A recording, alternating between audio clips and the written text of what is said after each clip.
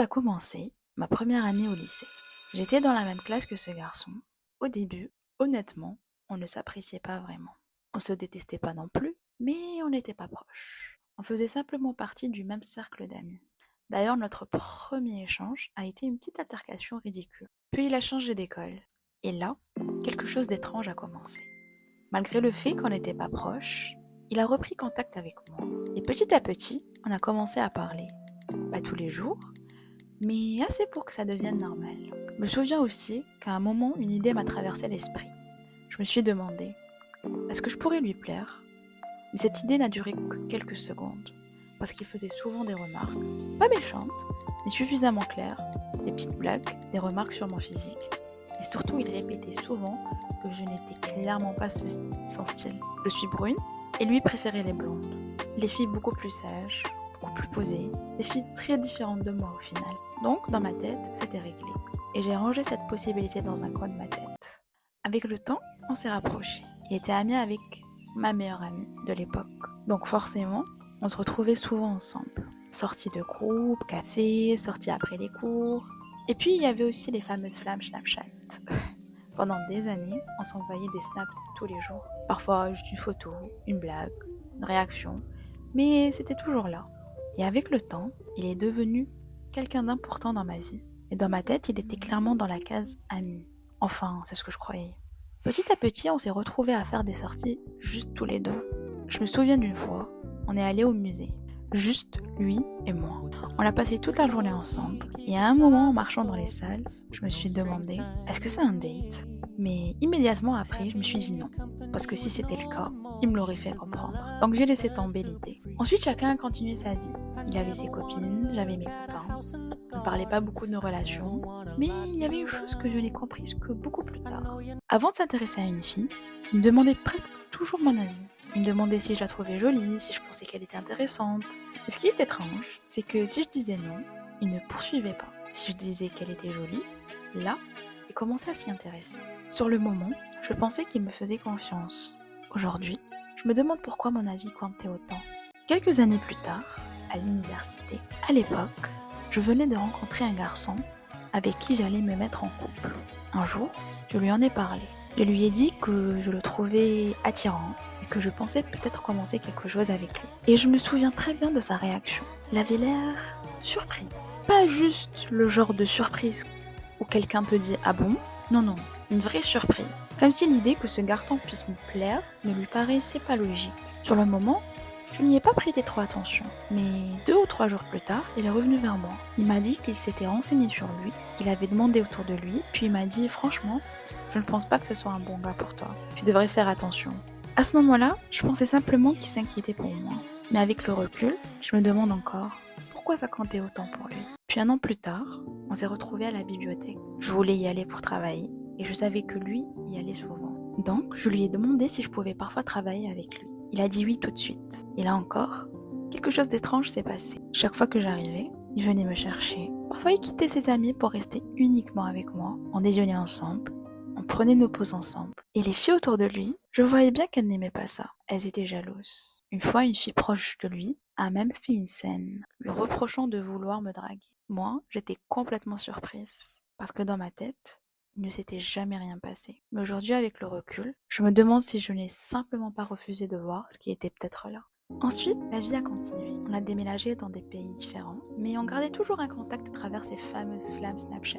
Puis un jour, je suis allée en Angleterre, où il vivait depuis quelques années. Il l'a su. Il m'a proposé de se voir. On s'est vu plusieurs fois pendant mon séjour. Et pour la première fois, j'ai ressenti quelque chose d'étrange. Des regards, des silences, une proximité différente. Il me payait mes repas, prenait des photos de moi, trouvait du temps pour venir me voir, et cela même qu'il était en plein examen pour préparer son mémoire. Pour la première fois, je n'étais plus très sûre que tout ça c'était simplement de l'amitié. Mais rien ne s'est passé, malgré les signaux que je pouvais lui envoyer. Donc j'ai enterré ça dans ma tête et je me suis dit que c'était uniquement le fruit de mon imagination. Quelques mois plus tard, il est venu en France, en plein mois de juillet. On a passé une super journée ensemble à la plage. Encore une fois, les mêmes regards, les mêmes attentions, les mêmes ambiguïtés. Nos amis nous ont même posé la question de comment se fait-il qu'on se soit jamais mis en couple.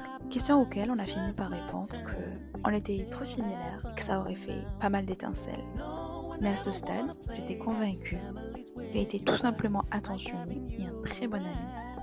Mais je ne savais pas encore qu'à ce moment-là, il me cachait quelque chose. 3 mois plus tard, je décide de retourner à Londres. Je lui demande conseil pour un logement. Et là, il me propose de dormir chez lui. Dans ma tête, je me suis pas empêchée de penser, peut-être que cette fois.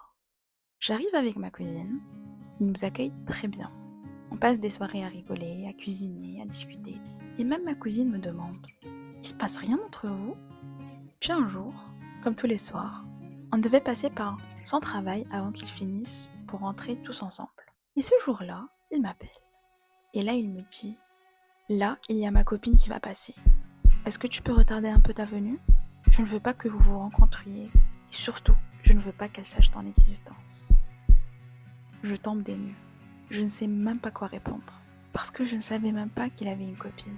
Plus tard dans la soirée, autour du dîner, j'essaie de lui poser des questions.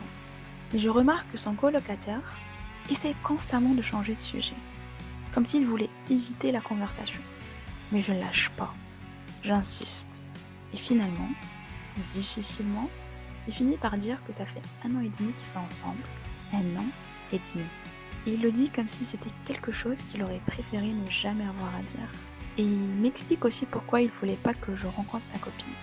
Selon lui, elle ne comprendrait pas. Elle ne comprendrait pas que entre lui et moi, il ne se passera jamais rien, mais que nous le savons. Puis il me raconte, dans les grandes lignes, qu'il a longtemps hésité entre elle et une autre fille, mais qu'au final, elle cochait toutes les cases. Que théoriquement, c'était le meilleur choix pour sa petite vie tranquille. Que l'autre fille, c'était beaucoup plus compliqué que cela. Quelques jours plus tard, on se retrouve seul. Il est 2 heures du matin, on est dans la cuisine, tout le monde dort. Et là, au détour d'une phrase, une information lui échappe.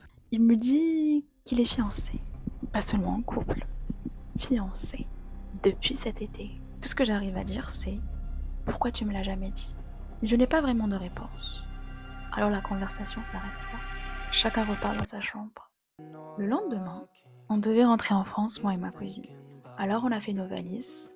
Et le matin, on se retrouve devant la porte. On se prend dans les bras et on se dit au revoir. Et puis je quitte la maison.